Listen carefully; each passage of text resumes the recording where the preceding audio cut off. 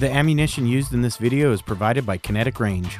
They produce everything from remanufactured training to a match-grade precision ammunition. Kinetic Range takes pride in a high level of quality in all their products to ensure the best possible end-user experience. For more information on all their ammunition lines, please visit kineticrange.com.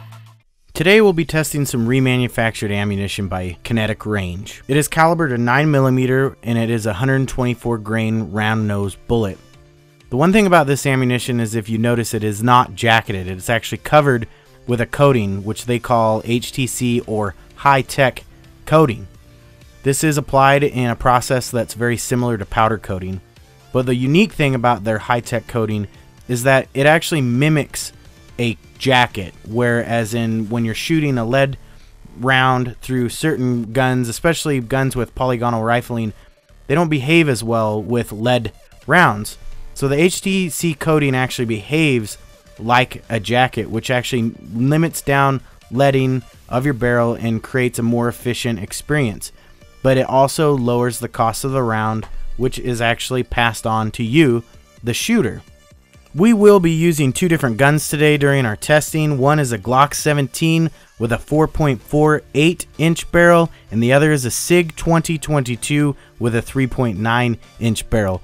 Some of the things we'll be looking for during the testing is the average velocity of the round, and then also the conditions of the barrels after shooting 20 rounds for each gun. As an additional note, both guns and barrels have been thoroughly cleaned just so we can give you an accurate result in the testing of this ammunition. During the whole process of trying to gather the average velocity, we did test for accuracy, shooting from a stationary bench, using a bag, a fresh shoot and see target between each set of 5 rounds that were shot.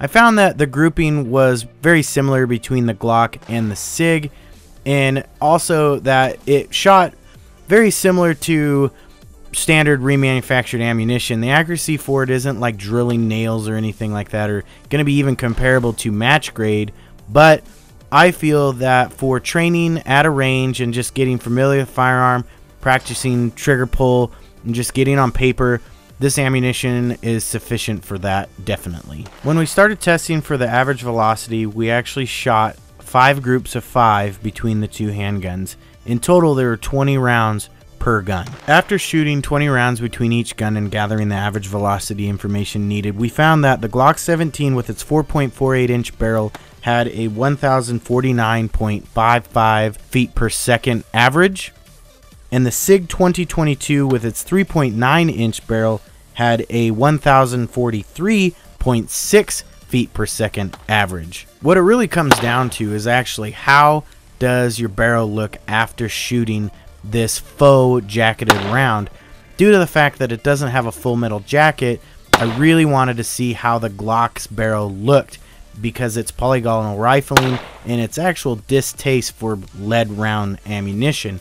So with this high-tech coating, it actually really did its job. It actually kept the lead residue down on the barrel bore. The barrel actually appeared to be very, very clean and had very minimal leading to it. There was your typical powder residue because of the fact that it is remanufactured ammunition, so it's not going to behave like match grade and have like full efficient burning. But nonetheless, it looked really good.